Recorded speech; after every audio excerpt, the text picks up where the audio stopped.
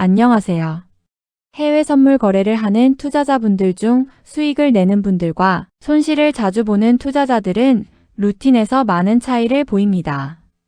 해외 선물 거래를 막 시작한 초보자들 중 대다수는 실전에서 가장 많이 겪는 공통점으로 꼽는 게 바로 왜인지 이유를 모르게 계속 손실이 난다는 것입니다.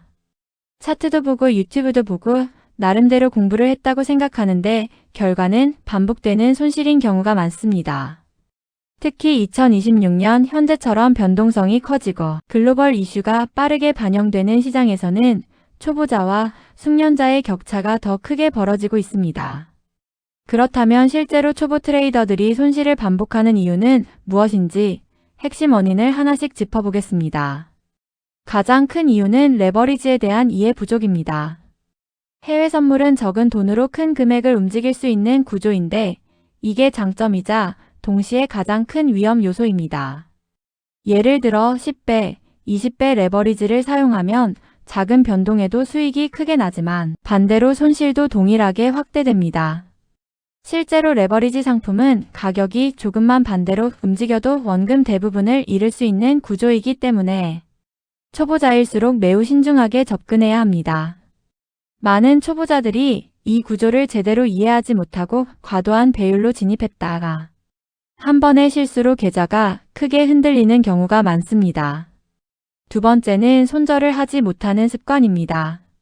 초보자들이 가장 많이 하는 실수 중 하나가 바로 손실을 인정하지 못하는 것입니다. 처음에는 작은 손실이었지만 조금만 기다리면 다시 올라오겠지라는 생각으로 버티다가 결국 큰 손실로 이어지는 경우가 많습니다. 선물 시장은 방향이 틀리면 빠르게 대응하는 것이 핵심인데 손절을 미루는 순간 손실은 눈덩이처럼 커지게 됩니다. 특히 변동성이 큰 장에서는 몇 분 사이에도 큰 폭의 움직임이 나오기 때문에 손절 기준 없이 매매하는 것은 매우 위험한 행동입니다. 세 번째는 과도한 매매, 즉 오버트레이딩입니다. 초보자일수록 매매 횟수가 많을수록 수익 기회가 많다고 생각하는데 실제로는 반대입니다.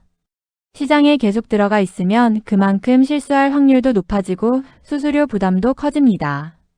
특히 손실을 본 후 이를 만회하려는 심리로 무리하게 진입하는 경우가 많은데 이런 매매는 대부분 추가 손실로 이어집니다. 실제 투자 심리 분석에서도 손실 이후 무리한 복구 시도가 더 큰 손실을 부르는 대표적인 패턴으로 꼽힙니다. 네 번째는 명확한 기준 없이 진입하는 감정 매매입니다. 많은 초보자들이 뉴스나 순간적인 움직임에 반응해서 즉흥적으로 매매를 합니다. 하지만 해외 선물 시장은 단순한 감으로 접근하기에는 너무 빠르고 복잡한 구조를 가지고 있습니다. 장기적으로 수익을 내는 트레이더들은 반드시 자신만의 진입 기준과 시나리오를 가지고 움직입니다. 반대로 기준 없이 진입하면 결국 시장의 변동성에 휘둘릴 수밖에 없습니다. 다섯 번째는 시장 구조에 대한 이해 부족입니다. 해외 선물은 단순한 주식과 달리 글로벌 경제, 금리, 원자재, 환율 등 다양한 요소에 영향을 받습니다. 예를 들어 나스닥, S&P 500 같은 지수 선물은 미국 증시 흐름과 밀접하게 연결되어 있고 원유나 금 같은 상품은 국제 정세와 직접적인 영향을 받습니다. 이러한 구조를 이해하지 못하면 단순히 차트만 보고 진입하게 되고 이는 잘못된 방향 판단으로 이어질 가능성이 높습니다. 여섯 번째는 잘못된 정보와 환경입니다. 특히 최근 몇 년간 해외 선물 관련 정보가 많아지면서 검증되지 않은 리딩방이나 대여 계좌를 이용하는 경우도 늘어나고 있습니다. 하지만 이러한 구조는 투자자 보호가 제대로 이루어지지 않는 경우가 많고 거래 투명성에도 문제가 생길 수 있습니다. 실제로 일부 플랫폼은 감독기관의 관리 밖에서 운영되기도 하며 이 경우 자금 손실 위험이 더욱 커질 수 있습니다.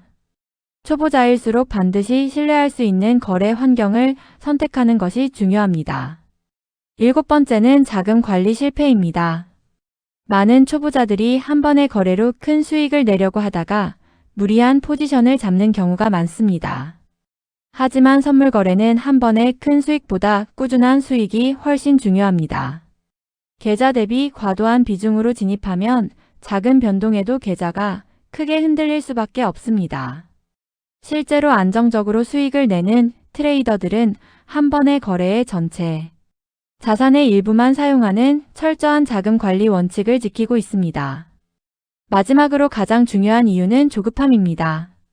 초보자일수록 빨리 수익을 내고 싶다는 마음이 강하기 때문에 무리한 매매를 하게 됩니다. 하지만 해외 선물 시장은 단기간에 큰 수익을 내는 곳이 아니라 경험과 데이터가 쌓이면서 점진적으로 실력이 향상되는 시장입니다. 조급함은 판단을 흐리게 만들고 결국 반복적인 실수로 이어지게 됩니다. 정리해보면 해외 선물 거래에서 초보자들이 손실을 보는 이유는 단순히 실력이 부족해서가 아니라 레버리지 이해 부족, 손절 미흡, 과도한 매매, 감정적인 판단, 시장 구조 이해 부족, 잘못된 환경 선택, 그리고 자금 관리 실패까지 복합적인 요인이 작용하기 때문입니다. 특히 2026년처럼 변동성이 큰 시장에서는 이런 작은 실수 하나가 큰 손실로 이어질 수 있습니다. 중요한 것은 완벽한 매매를 하는 것이 아니라 손실을 통제하고 실수를 줄이는 방향으로 접근하는 것입니다. 결국 시장에서 살아남는 사람은 많이 맞히는 사람이 아니라 크게 잃지 않는 사람이라는 점을 꼭 기억하시길 바랍니다.